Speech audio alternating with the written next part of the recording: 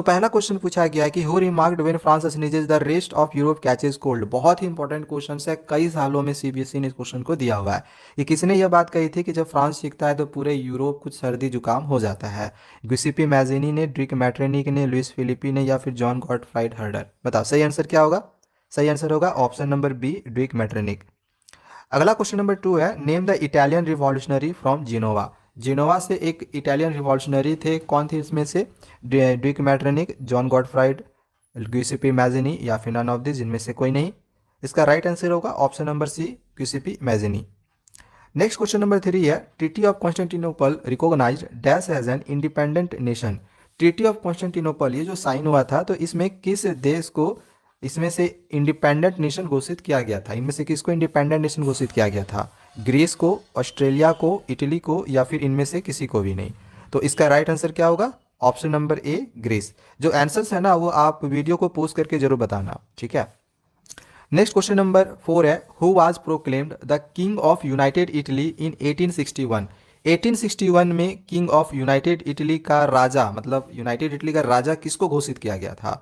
ग्यूसिपी गैरिबाल्दी को, Victor Emmanuel two को, ग्यूसिपी Mazzini को, या काउंट कैवुर को। तो इसका राइट आंसर क्या होगा, option number B, Victor Emmanuel two को। नेक्स्ट क्वेश्चन नंबर 5 है, which region is ruled over by the Habsburg empire. जो हैब्सबर्ग अंपायर था, इनमें से किस रीजन में वो रूल्ड कर रहा था, यानी शासन चला रहा था। ऑस्ट्रिया हंगरी में, फ्रांस नीदरलैंड्स में, स्पेन पुर्तगाल में, या स्कॉटलैंड आयरलैंड में। वीडियो को पोस्ट करके आंसर बताना। ऑप्शन ए इसका सही होगा, Austria Hungary. Next question number 6 है, the place where the priests and bishops were punished. वो जगह जहाँ पे पुजारियों को पनिश्ड किया जाता था, प्राइस्ट और बिशॉप्स को पनिश्ड किया जाता था, कौन से प्लेस पे। तो साइबेरिया, टुंड्रा, मंगोलिया, या फिर इनमें से कोई नहीं।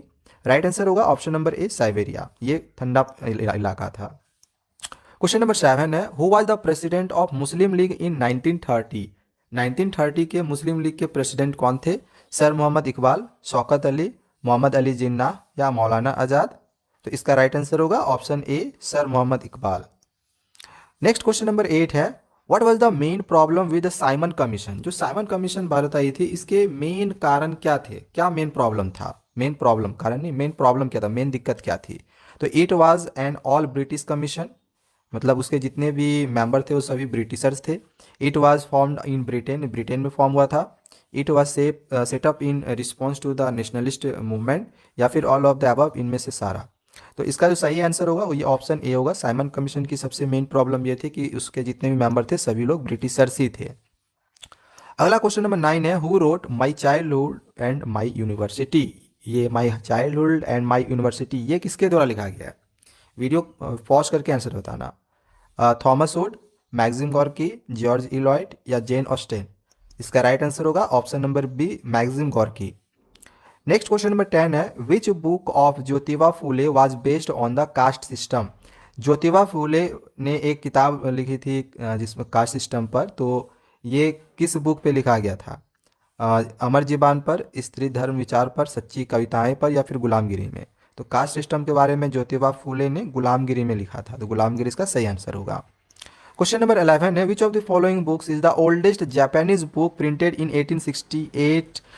ओल्डेस्ट जापानीज बुक जो कि प्रिंट हुआ था 1868 एडी में, जिसमें सिक्स ऑफ टेक्स्ट थे एंड वुडकट इलस्ट्रेशंस भी उसमें थे। तो कौन सा बुक था ये जापानीज, ओल्डेस्ट जापानीज बुक। तो डायमंड सूत्र, हरिश्चरिता, बृहस्सूत्र, या फिर मृच्छकटिका। तो इसका जो सही आंसर होगा ये ऑप्शन ए होगा, डायमंड सूत्र। क्वेश्चन नंबर 12 है, who introduced the printing press in India. Bharat में प्रिंटिंग प्रेस कौन शुरू किया भारत में। तो ऑप्शन है फ्रेंच लोगों ने, इटालियन लोगों ने, पोर्टुगीज लोगों ने, या फिर इनमें से किसी ने भी नहीं। तो इसका सही आंसर है ऑप्शन सी, पोर्टुगीज ने। What is calligraphy. कैलीग्राफी क्या है। Stylish writing, poetry, text book, या फ्लावर अरेंजमेंट। सही आंसर क्या होगा, सही आंसर होगा ऑप्शन ए, स्टाइलिश राइटिंग। क्वेश्चन नंबर 14 है, printing was first developed in. Printing कहाँ पे पहली बार डेवलप्ड हुआ था। जापान में, पुर्तगाल में, चाइना में, या जर्मनी में। तो इसका सही आंसर होगा ऑप्शन सी, चाइना में। पहली बार प्रिंटिंग जो है डेवलप्ड हुई थी चाइना में। क्वेश्चन नंबर 15 है, eight which of the following places in India first printing press was established. अब बताना भारत में पहली बार जो प्रिंटिंग प्रेस इस्टेब्लिश्ड हुई थी वो इनमें से कहाँ पर हुई थी। बॉम्बे में, मद्रास में, कलकत्ता में या गोवा में? तो इसका सही आंसर होगा गोवा में, ध्यान रखना इसको, ठीक है। ये आप जो इंग्लिश का एक चैप्टर है ना, बेकर फ्रॉम गोवा, वहाँ से रिलेट कर सकते हो। क्वेश्चन नंबर 16 है, eight which place Catholic priest printed the first Tamil book in 1579? 1579 में जो कैथोलिक प्राइस्ट लेख थे, तो प्राइस्ट लोग थे, इन्होंने पहली तमिल बुक कहाँ पे लॉन्च किया था? तो कटक में, कोचीन में, कलकत्ता में या मद्रास में? तो इसका सही आंसर होगा option B, Cochin. Next question number 17 है, what was Gutenberg's first printed book? Gutenberg की पहली प्रिंटेड बुक इसमें से क्या थी? बैलड्स, डिक्शनरी, बाइबल या नन ऑफ दी, जिनमें से कोई नहीं? तो इसका सही आंसर ऑप्शन सी होगा, बाइबल। गुटेनबर्ग की पहली प्रिंटेड बुक बाइबल थी, याद रखना इसको। अगला क्वेश्चन है, who was Martin Luther? Martin Luther कौन थे?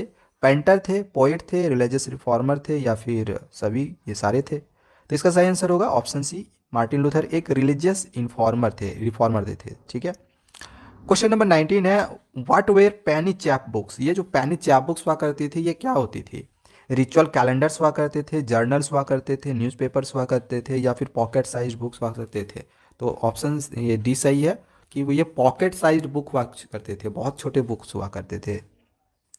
क्वेश्चन नंबर 20 है, बाबा रामचंद्र असन्यासी, ये जो बाबा रामचंद्र जो कि एक सन्यासी थे, was the leader of which of the following movements? इनमें से किस मूवमेंट के वो लीडर थे? खिलाफत मूवमेंट के, military गुएरिला movement of Andhra Pradesh के, पीजेंट्स मूवमेंट्स ऑफ अवध के या फिर plantation workers movement in Assam के?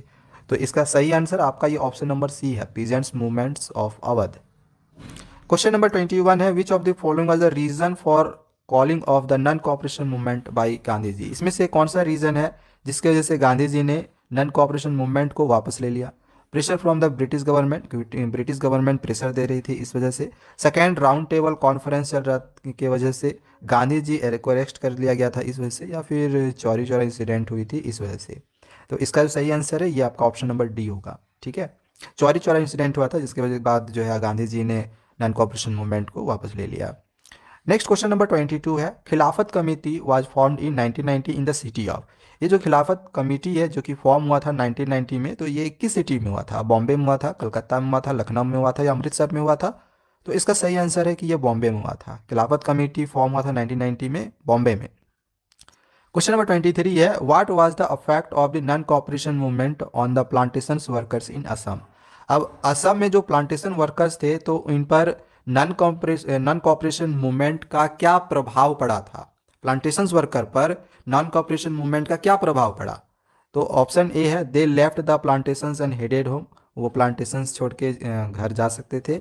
बी है, they went on a strike, way strike पे चले गए। ऑप्शन सी है, दे डिस्ट्रॉयड द प्लांटेशन, या फिर नन ऑफ दी, जिनमें से कोई नहीं। तो इसका सही आंसर होगा ऑप्शन ए कि वो अब घर जा सकते थे प्लांटेशंस पे। मतलब पहले क्या था कि जो असम के प्लांटेशंस वर्कर्स थे, इनको उसके अंदर ही रहना पड़ता था, बाहर जाने नहीं दिया जाता था। तो जैसे नॉन कॉपरेशन मूवमेंट हुआ तो अब वो घर जा सकते थे। नेक्स्ट अगला क्वेश्चन नंबर 24 है, who was the writer of the book Hind Swaraj? ये जो हिंद स्वराज किताब है, इसके राइटर कौन है? रविंद्रनाथ टैगोर, बी आर अम्बेडकर, महात्मा गांधी या जवाहरलाल नेहरू? तो इसका राइट आंसर होगा ऑप्शन सी, महात्मा गांधी। क्वेश्चन नंबर 25 है, विच party did not boycott council elections held in the year 1921? किस पार्टी ने बाइकट नहीं किया था काउंसिल इलेक्शंस जो कि हेल्ड हुआ था 1921 में? स्वराज पार्टी ने, जस्टिस पार्टी ने, मुस्लिम लीग ने या फिर कांग्रेस पार्टी? तो इसका आंसर होगा option B, Justice Party. Question number 26 है, approx 1 crore people died in Ireland between 1845 to 1849 due to? Approx 1 crore people जो थे वो भूखमरी से मर गए थे इस आयरलैंड के लगभग इस ईयर के बीच में। इसके कारण क्या थे? तो potato feminine, epidemic, foreign invasion या ड्रॉट, सूखा पड़ जाने की वजह से? तो इसका आंसर होगा ऑप्शन ए, पोटैटो फेमाइन, पोटैटो की कमी की वजह से ऐसा हो गया था। क्वेश्चन नंबर 27 है, thousands of people fled Europe to America in the 19th century due to? अब हजारों जो लोग थे वो यूरोप से अमेरिका जाने लग गए 19th सेंचुरी में। इसके क्या कारण थे? तो ऑप्शन है, poverty and wide spread deadly disease, गरीबी बढ़ गई थी, बीमारी फैलने लगा था इस वजह से, नेचुरल कैलेमिटी की वजह से, या फिर outbreak of war among Nations इसके वजह से, या फिर आउटब्रेक ऑफ प्लेग की वजह से? तो इसका सही आंसर इसमें ऑप्शन ए होगा, poverty and wide spread deadly disease की वजह से। क्वेश्चन नंबर 28 है, from ancient times travellers travel long distances in search of. प्राचीन काल से देखा जा रहा था कि जो ट्रेवलर्स थे वो दूर दूर जगहों तक जाते थे, किसके सर्च में? तो फूड के सर्च में, नॉलेज के सर्च में, पीस के सर्च में, या फिर स्पिरिचुअल लीडर्स के सर्च में। तो इसका आंसर होगा नॉलेज के लिए जाते थे। क्वेश्चन नंबर 29 है, America was discovered by. America किसके द्वारा किसने खोज की? अमेरिका की खोज किसने की? मार्को पोलो ने, हेनरी फोर्ड ने, क्रिस्टोफर कोलंबस ने, या फिर जॉन गुटेनबर्ग ने? तो इसका सही आंसर क्या होगा? ऑप्शन सी, क्रिस्टोफर कोलंबस ने। ठीक है, याद रखना अमेरिका की खोज क्रिस्टोफर कोलंबस ने की थी। क्वेश्चन नंबर 30 जो कि लास्ट क्वेश्चन है, which disease travelled from Europe to America and was responsible for mass deaths of the original inhabitants of America. कौन सी डिजीज यूरोप से अमेरिका लाई जो कि रिस्पॉन्सिबल हुई मास डेथ्स के लिए? अमेरिका के बहुत सारे लोग इससे मारे गए थे। तो प्लेग बीमारी आई थी, है फीवर आया था, स्मॉल पॉक्स आया था, चिकन पॉक्स आया था। तो इसका आंसर क्या होगा? चिकन पॉक्स आया था। तो ये 30 क्वेश्चन है, कमेंट कर लेना कि आपने कितने के सही जवाब दिए हैं। एंड ये क्वेश्चन अगर आप कर लियो ना, अगर आपने यहाँ से 30 से 30 ऑप्टेंट कर लिया, समझ लो आपने हिस्ट्री की तैयारी बहुत ही अच्छे से की है, एंड आपके एग्जामिनेशन में भी बहुत अच्छे नंबर आ जाएंगे।